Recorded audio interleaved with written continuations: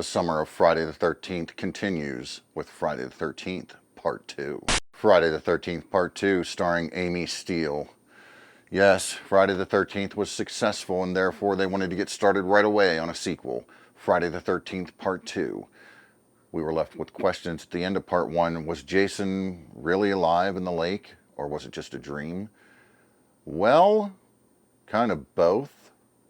Maybe, because Jason, he pops out of the water. He's still a little kid when he pops out of the water and pulls her under. Yet, we're not that far removed from the end of that movie where we pick up with Friday the 13th Part 2. We go to Alice's house. We're in her house. We see her there. And this isn't all that much longer after Friday the 13th happened.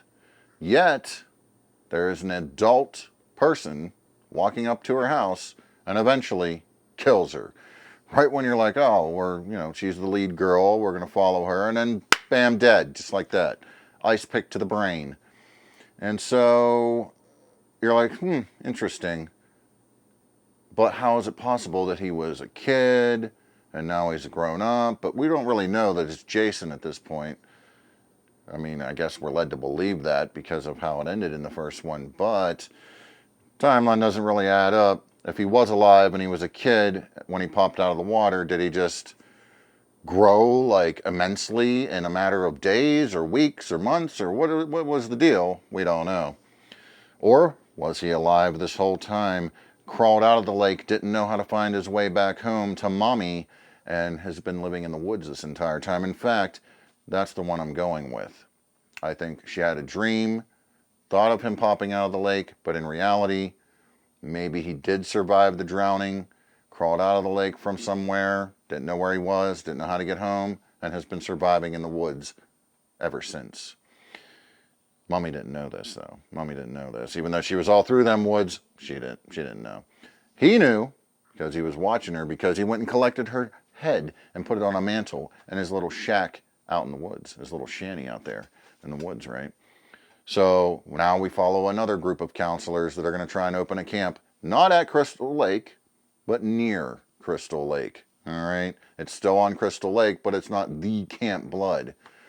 And of course, we go through the whole thing. People don't believe this, and they're telling little ghost stories around the fire. And of course, naturally, Jason, who we think is Jason, comes along and starts killing them one by one. And it's strange. It's strange because you don't really see the killer. You see his hands, you see his feet. In fact, it's funny, the feet, the boots that he's wearing, I know for a fact when I was younger, I actually owned those pair of boots because the exact same little diamond pattern tread. It's very unique. And I'm like, wait a minute, those boots look familiar. Even as a younger kid watching, even though, hey, shouldn't be watching this when you're a younger kid, but hey, that's just how it goes when you're a horror fan. But when I was a younger kid watching, I'm like, hey, those boots, I think I have those boots. I did have those boots in a child size. Anyway, kind of interesting. But you don't see the killer until near the end. And then obviously we see that he has the sack head and everything else. He's wearing the sack on his head. Looked like a pillowcase to me, but what do I know? And Amy Steele, the lead actress in this movie, obviously we're following her. Ginny is her name. We're following her throughout the movie. And you have a group of the counselors, I'm calling them kids, but they're grown-ups, they're counselors, decide to leave the camp and go out to the bar, go partying, while some of them stay behind. Sandra, and then there's the invalid person who can't walk. I can't remember his name right off the top of my head. Maybe it's Mark, I don't know. Anyway, he's in a wheelchair, so he stays behind, and a few others stay behind. And this isn't going to be like, going forward, I want to point this out before we go any further. I'm changing up how I do these reviews, okay? I feel better about just talking about it, what I liked about it, this, that, and the third, versus play-by-play through the whole thing. The play-by-play through the whole thing, it's like, I'm doing it, and yet it's just a chore to get through when I really want to just talk about what I want to talk about, what I liked and what I didn't like and things like that. So going forward, the reviews, so to speak, are more going to be thoughts and opinions, okay? Still reviews, obviously. I'm still going to give them a rating at the end. But instead of the play-by-play and the multiple clips and everything else, we're going to change that up because this is what I'm more comfortable doing. We're going to do the thoughts and opinions style review. All right? So just wanted to point that out there before we go any further, because that's how reviews are going to be on the channel from now on as far as movies go. So they poke fun with each other and everything else, but then the kids that stayed behind start getting killed off, and the one in the wheelchair, he reels himself out onto the porch, and he's looking for Sandra, I think, or I don't know who he's looking for. Who's he looking for? I don't even remember, honestly. He's looking for somebody, though, and he goes out there, "Are you there? Are you there?" And then it's cool because you're seeing behind his head, and it's just getting closer to behind his head, and then, bam, machete to the face, just like this. And I want to point out, before we continue with that, because once he takes the machete to the face, he rolls down the steps, which is just one of them iconic scenes, and quite frankly, scared the shit out of me when I was younger. Like, it just did. Just that freaky, him going down the steps with the machete in his face, and then it like fades to white, really weird. Very creepy scene. But some people are like, oh, why is he running around killing people with the machete backwards? Okay? People have said this. And I want to point something out to those people. The machete was actually not backwards. It's the same shape as a regular machete, yes, but there are machetes out there that have the blade kind of on the back, so it's like a curved blade like this, and then this side here is actually dull. All right, there are machetes out there that are like that, especially back in that day.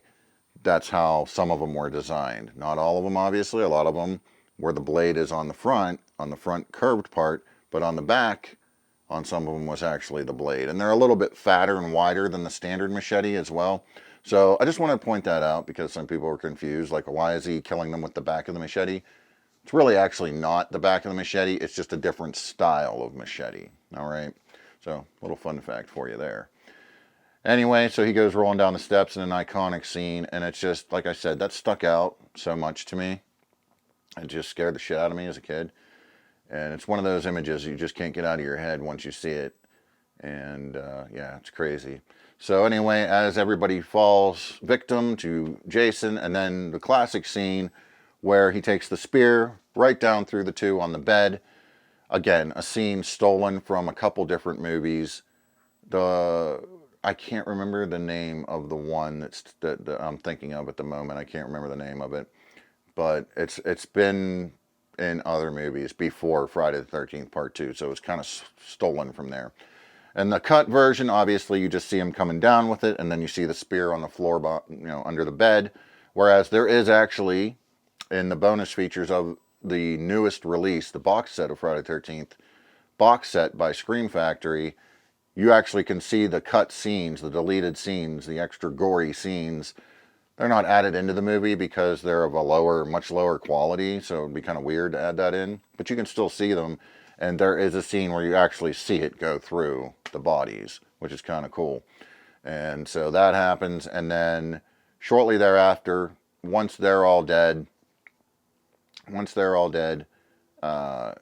Amy Steele, Ginny, comes back with her little boyfriend. That's what I'm going to call him because, I mean, that's what they are. It has to be. They're all bickering at each other like their boyfriend, girlfriend, whatever. And so she comes back with him from the bar because that's where they started talking about Jason. And she started saying, like, oh, maybe he's just a lost, he's confused and this and that. And she's trying to sympathize with Jason. And when they're talking about the history of what's gone on at the camp, at the bar, well, when they come back to find the lights are out, nobody's there.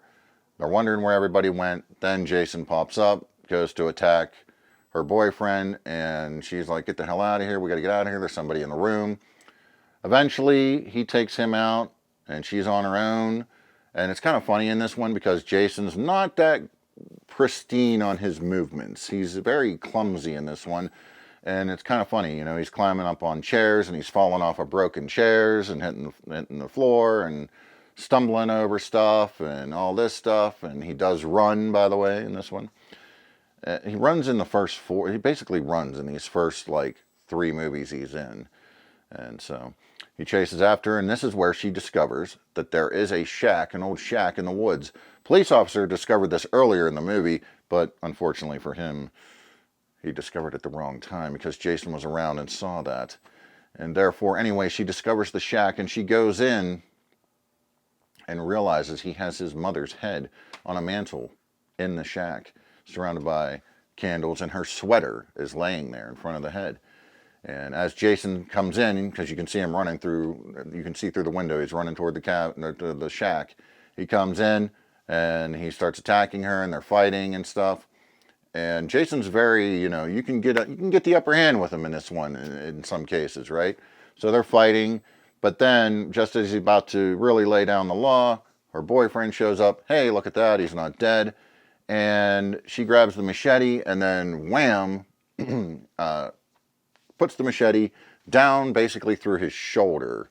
It's like down through here, pretty deep too, okay? And that pretty much takes him out, supposedly.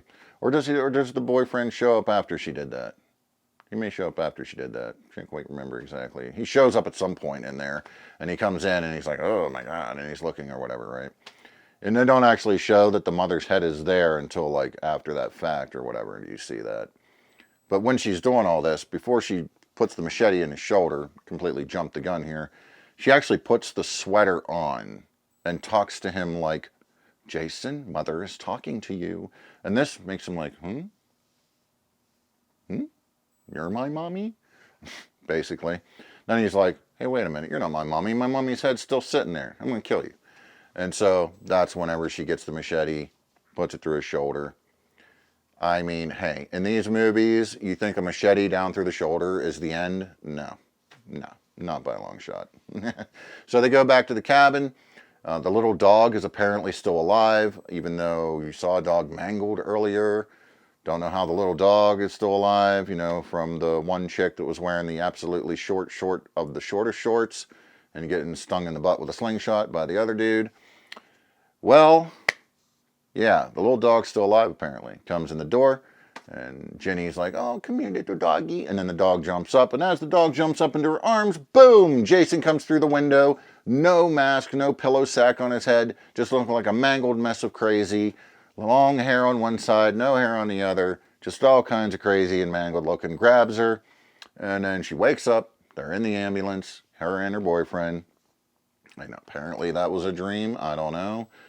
That could have happened, maybe, we don't know. That could have happened, because he comes through the window with a machete in his arm. But as we'll find out in Friday the 13th, Part 3, that actually didn't happen. It was a dream. So they're in the ambulance together, and they drive off, never to be seen again. Some of these characters that drove off at the end of these movies haven't been seen again could totally come back. I mean, they could totally come back, right? Like, why can't Ginny come back? She hasn't been seen since. He can bring her back in a new Friday the 13th and do something with that, I would say.